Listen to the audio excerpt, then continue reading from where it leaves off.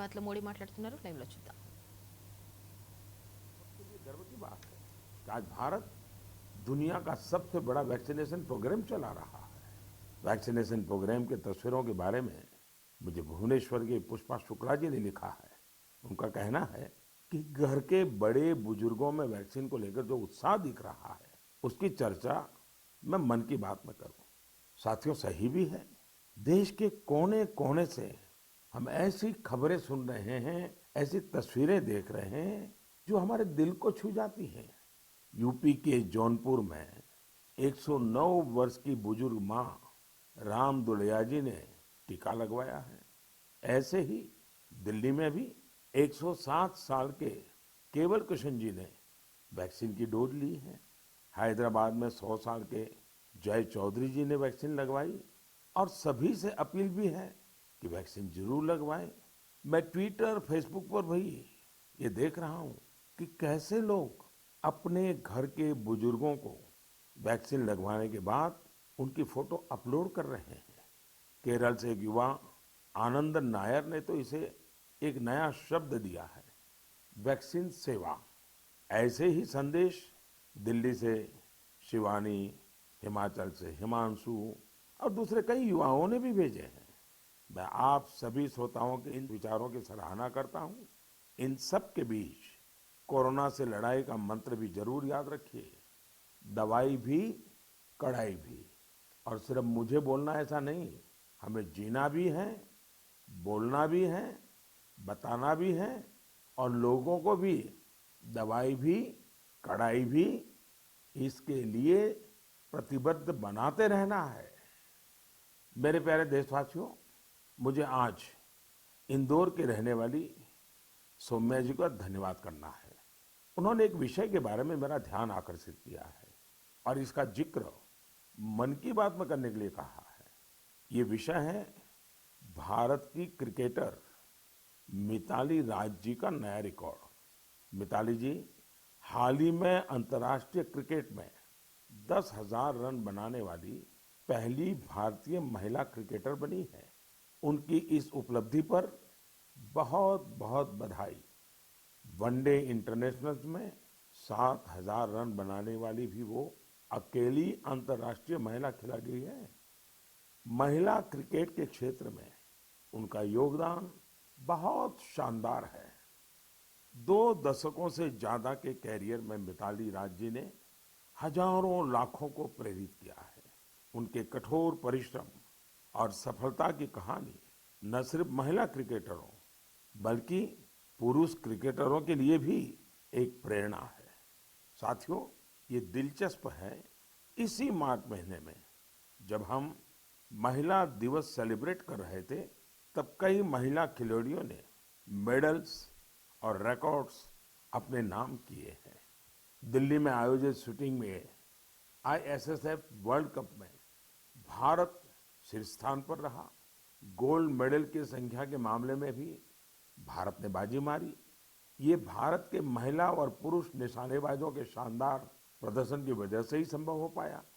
इस बीच पीवी सिंधु जी ने BWF Swiss open super 300 tournament में सिल्वर मेडल जीता है। आज एजुकेशन से लेकर एंटरप्रेन्योरशिप तक, आर्म्ड फोर्सेस से लेकर साइंस एंड टेक्नोलॉजी तक हर जगह देश की बेटियां अपनी अलग पहचान बना रही हैं। मुझे विशेष खुशी इस बात से है कि बेटियां खेलों में अपना एक नया मुकाम बना रही है। प्रोफेशनल चॉइस के रूप में स्पोर्ट्स एक पसंद बनकर उभर रहा है। मेरे प्यारे देशवासियों, कुछ समय पहले हुई मैरीटाइम इंडिया समिट आपको याद है ना? इस समिट में मैंने क्या कहा था, क्या ये आपको याद है? स्वाभाविक है, इतने कार्यक्रम होते रहते हैं, इतनी बातें होती रहती हैं, हर बात कहाँ याद रहती है और उतना ध्यान भी कहाँ जाता है। स्वाभाविक है, लेकिन मुझे अच्छा लगा कि मेरे एक आग्रह को गुरु प्रसाद जी ने बहुत दिलचस्पी लेकर आगे बढ़ाया है। मैंने इस समिट में देश के लाइट हाउस कॉम्प्लेक्सेस के आसपास टूरिज्म फैसिलिटीज विकसित करने के बारे में बात की थी। गुरु प्रसाद जी ने तमिलनाडु के 2 लाइट हाउसों चेन्नई लाइट हाउस और महाबलीपुरम लाइट हाउस की 2019 की अपनी यात्रा के अनुभवों को साझा किया है। उन्होंने बहुत ही रोचक फैक्ट शेयर किए हैं जो मन की बात सुनने वालों को भी हैरान करेंगे। जैसे चेन्नई लाइट हाउस दुनिया के उन चुनिंदा लाइट हाउस में से एक है जिनमें एलिवेटर मौजूद है। यही नहीं, भारत का यह इकलौता लाइट हाउस है जो शहर की सीमा के अंदर स्थित है। इसमें बिजली के लिए सोलर पैनल भी लगे हैं। गुरु प्रसाद जी ने लाइट हाउस के हेरिटेज म्यूजियम के बारे में भी बात की, जो मरीन नेविगेशन के इतिहास को सामने लाता है। म्यूजियम में तेल से जलने वाली बड़ी बड़ी बत्तियां, कैरोसिन लाइट्स, पेट्रोलियम वेपर और पुराने समय में प्रयोग होने वाले बिजली के लैंप प्रदर्शित किए गए हैं। भारत के सबसे पुराने light house Mahabalipuram light house के बारे में भी गुरु प्रसाद जी ने विस्तार से लिखा है। उनका कहना है, इस लाइट हाउस के बगल में सैकड़ों वर्ष पहले पल्लव राजा महेंद्र वर्मन प्रथम द्वारा बनाया गया उल्कनेश्वरा टेम्पल है। साथियों, मन की बात के दौरान मैंने पर्यटन के विभिन्न पहलुओं पर अनेक बार बात की है, लेकिन ये लाइट हाउस टूरिज्म के लिहाज से यूनिक होते हैं। अपनी भव्य संरचनाओं के कारण लाइट हाउसेस हमेशा से लोगों के लिए आकर्षण के केंद्र रहे हैं। पर्यटन को बढ़ावा देने के लिए भारत में भी 71 लाइट हाउसेस आइडेंटिफाई किए गए हैं। इन सभी लाइट हाउस में उनकी क्षमताओं के मुताबिक museum, amphitheatre, open air theatre, cafeteria, children's park, eco friendly cottages और लैंडस्केपिंग तैयार किए जाएंगे। वैसे लाइट हाउसेस की बात चल रही है तो मैं एक यूनिक लाइट हाउस के बारे में भी आपको बताना चाहूंगा। ये लाइट हाउस गुजरात के सुरेंद्रनगर जिले में जिंजूवाड़ा नाम के एक स्थान में है। जानते हैं ये लाइट हाउस क्यों खास है? खास इसलिए है क्योंकि जहां ये लाइट हाउस है वहां से अब समुद्र तट 100 किलोमीटर से भी अधिक दूर है। आपको इस गांव में ऐसे पत्थर भी मिल जाएंगे जो ये बताते हैं कि यहाँ कभी एक व्यस्त बंदरगाह रहा होगा। यानी इसका मतलब ये है कि पहले कोस्टलाइन जिंजूवाड़ा तक थी। समंदर का घटना बढ़ना, पीछे हो जाना, इतनी दूर चले जाना, ये भी उसका एक स्वरूप है। इसी महीने जापान में आई विकराल सुनामी को 10 वर्ष हो रहे हैं। इस सुनामी में हजारों लोगों की जान चली गई थी। ऐसी एक सुनामी भारत में 2004 में आई थी। सुनामी के दौरान हमने अपने लाइट हाउस में काम करने वाले हमारे 14 कर्मचारियों को खो दिया था। अंडमान निकोबार में और तमिलनाडु में लाइट हाउस पर वो अपनी ड्यूटी कर रहे थे। कड़ी मेहनत करने वाले हमारे इन लाइट कीपर्स को मैं आदरपूर्वक श्रद्धांजलि देता हूं और लाइट कीपर्स के काम की भूरी भूरी प्रशंसा करता हूं। प्रिय देशवासियों, जीवन के हर क्षेत्र में नयापन, आधुनिकता अनिवार्य होती है, वरना वही कभी कभी हमारे लिए बोझ बन जाती है। भारत के कृषि जगत में आधुनिकता ये समय की मांग है। बहुत देर हो चुकी है, हम बहुत समय गंवा चुके हैं। एग्रीकल्चर सेक्टर में रोजगार के नए अवसर पैदा करने के लिए, किसानों की आय बढ़ाने के लिए परंपरागत कृषि के साथ ही नए विकल्पों को, नए नए इनोवेशंस को अपनाना भी उतना ही जरूरी है। व्हाइट रिवॉल्यूशन के दौरान देश ने इससे अनुभव किया है। अब बी फार्मिंग भी ऐसा ही एक विकल्प बनकर के उभर रहा है। बी फार्मिंग देश में शहद क्रांति या स्वीट रिवॉल्यूशन का आधार बना रही है। बड़ी संख्या में किसान इससे जुड़ रहे हैं, इनोवेशन कर रहे हैं। जैसे कि पश्चिम बंगाल के दार्जिलिंग में एक गांव है गुरदुम। पहाड़ों की इतनी ऊंचाई, भौगोलिक दिक्कतें, लेकिन यहाँ के लोगों ने हनी बी फार्मिंग का काम शुरू किया और आज इस जगह पर बने शहद की, मधु की अच्छी मांग हो रही है। इससे किसानों की आमदनी भी बढ़ रही है। पश्चिम बंगाल के ही सुंदरबन इलाकों का प्राकृतिक ऑर्गेनिक हनी तो देश दुनिया में पसंद किया जाता है। ऐसा ही एक व्यक्तिगत अनुभव मुझे गुजरात का भी है। गुजरात के बनासकांठा में वर्ष 2016 में एक आयोजन हुआ था। उस कार्यक्रम में मैंने लोगों से कहा कि यहाँ इतनी संभावनाएं हैं, क्यों न बनासकांठा और हमारे यहाँ के किसान स्वीट रिवॉल्यूशन का नया अध्याय लिखे। आपको जानकर खुशी होगी, इतने कम समय में बनासकांठा शहद उत्पादन का प्रमुख केंद्र बन गया है। आज बनासकांठा के किसान हनी से लाखों रुपए सालाना कमा रहे हैं। ऐसा ही एक उदाहरण हरियाणा के यमुनानगर का भी है। यमुनानगर में किसान बी फार्मिंग करके सालाना कई सौ टन शहद पैदा कर रहे हैं, अपनी आय बढ़ा रहे हैं। किसानों की इस मेहनत का परिणाम है कि देश में शहद का उत्पादन लगातार बढ़ रहा है और सालाना करीब 1.25 लाख टन पहुंचा है। इसमें से बड़ी मात्रा में शहद विदेशों में निर्यात भी हो रहा है। साथियों, हनी बी फार्मिंग में केवल शहद से ही आय नहीं होती, बल्कि बी वैक्स भी आय का एक बहुत बड़ा माध्यम है। Pharma industry, food industry, textile और कॉस्मेटिक इंडस्ट्री, हर जगह बी वैक्स की डिमांड है। हमारा देश फिलहाल बी वैक्स का आयात करता है, लेकिन हमारे किसान अब ये स्थिति तेजी से बदल रहे हैं। यानी एक तरह से आत्मनिर्भर भारत अभियान में मदद कर रहे हैं। आज तो पूरी दुनिया आयुर्वेद और नेचुरल हेल्थ प्रोडक्ट्स की ओर देख रही है। ऐसे में हनी की मांग और भी तेजी से बढ़ रही है। मैं चाहता हूं देश के ज्यादा से ज्यादा किसान अपनी खेती के साथ साथ बी फार्मिंग से भी जुड़ें। ये किसानों की आय भी बढ़ाएगा और उनके जीवन में मिठास भी घोलेगा।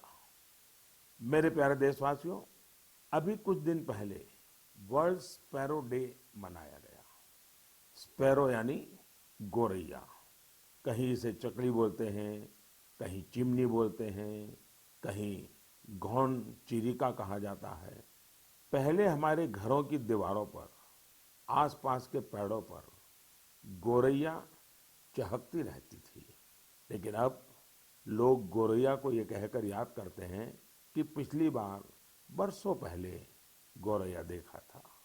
आज इसे बचाने के लिए हमें प्रयास करने पड़ रहे हैं। मेरे बनारस के एक साथी इंद्रपाल सिंह बत्रा जी ने ऐसा काम किया है, जिसे मैं मन की बात के श्रोताओं को जरूर बताना चाहता हूँ। बत्रा जी ने अपने घर को ही गोरैया का आशियाना बना दिया है। इन्होंने अपने घर में लकड़ी के ऐसे घोंसले बनवाए जिनमें गोरैया आसानी से रह सके। आज बनारस के कई घर इस मुहिम से जुड़ रहे हैं। इससे इन घरों में एक अद्भुत प्राकृतिक वातावरण भी बन गया है। मैं चाहूंगा प्रकृति, पर्यावरण, प्राणी, पक्षी जिनके लिए भी बन सके, कम ज्यादा प्रयास हमें भी करने चाहिए। जैसे एक साथी हैं विजय कुमार काबी जी। विजय जी उड़ीसा के केंद्रपाड़ा के रहने वाले हैं। केंद्रपाड़ा समुद्र के किनारे हैं, इसलिए इस जिले के कई गांव ऐसे हैं जिन पर समुद्र की ऊंची लहरों और साइक्लोन का खतरा रहता है। इससे कई बार बहुत नुकसान भी होता है। विजय जी ने महसूस किया कि अगर इस प्राकृतिक तबाही को कोई रोक सकता है, तो वो प्रकृति ही रोक सकती है। फिर क्या था, विजय जी ने बड़ा कोट गांव से अपना मिशन शुरू किया। उन्होंने 12 साल, साथियों 12 साल मेहनत करके गांव के बाहर समुद्र की तरफ 25 एकड़ का मैंग्रोव जंगल खड़ा कर दिया। आज ये जंगल इस गांव की सुरक्षा कर रहा है। ऐसा ही काम ओडिशा के ही पारादीप जिले में एक इंजीनियर अमरेश सामंती जी ने किया है। अमरेश जी ने छोटे छोटे जंगल लगाए हैं जिनसे आज कई गांवों का बचाव हो रहा है। साथियों, इस तरह के कामों में अगर हम समाज को साथ जोड़ लें तो बड़े परिणाम आते हैं। जैसे तमिलनाडु के कोयम्बटूर में बस कंडक्टर का काम करने वाले मरिमुथु योगनाथन जी हैं। योगनाथन जी अपनी बस के यात्रियों को टिकट देते हैं तो साथ में ही एक पौधा भी मुफ्त देते हैं। इस तरह योगनाथन जी न जाने कितने ही पेड़ लगवा चुके हैं। योगनाथन जी अपने वेतन का काफी हिस्सा इसी काम में खर्च करते आ रहे हैं। अब इसको सुनने के बाद ऐसा कौन नागरिक होगा जो मरिमुथु योगनाथन जी के काम की प्रशंसा न करे। मैं हृदय से उनके इस प्रयासों को बहुत बधाई देता हूं, उनके इस प्रेरक कार्य के लिए। मेरे प्यारे देशवासियों, वेस्ट से वेल्थ यानी कचरे से कंचन बनाने के बारे में हम सब ने देखा भी है, सुना भी है और हम भी औरों को बताते रहते हैं।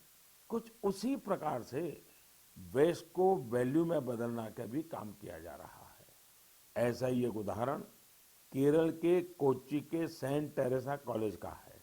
मुझे याद है कि 2017 में मैं इस कॉलेज के कैंपस में एक बुक रीडिंग पर आधारित कार्यक्रम में शामिल हुआ था।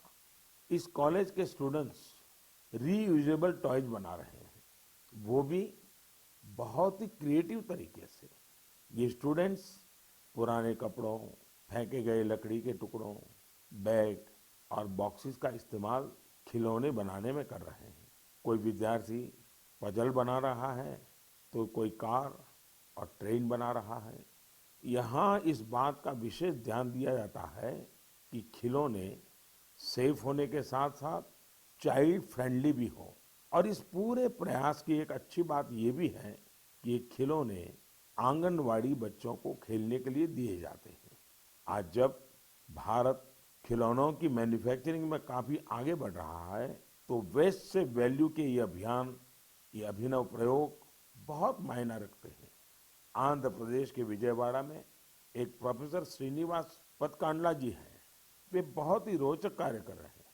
उन्होंने ऑटोमोबाइल मेटल स्क्रैप से स्कल्पचर्स बनाए हैं। उनके द्वारा बनाए गए विशाल स्कल्पचर्स सार्वजनिक पार्कों में लगाए गए हैं और लोग उन्हें बहुत उत्साह से देख रहे हैं।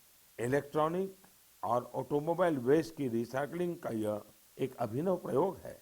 मैं एक बार फिर कोच्चि और विजयवाड़ा के इन प्रयासों की सराहना करता हूं और उम्मीद करता हूं कि और लोग भी ऐसे प्रयासों में आगे आएंगे।